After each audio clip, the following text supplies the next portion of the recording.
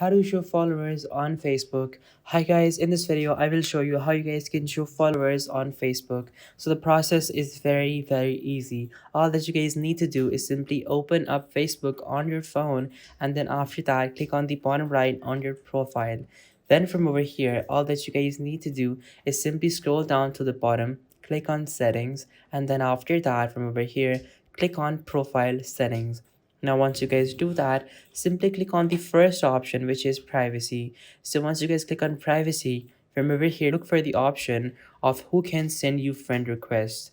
Click on that, and then from over here change it to friends of friends. Now once you do that, simply come back, and then after that from over here click on public posts, and then from over here simply change this to public. If it is just friends, simply change all of this to public, and then after that from over here just simply back up, and then now from over here back up, and then simply go over to your profile.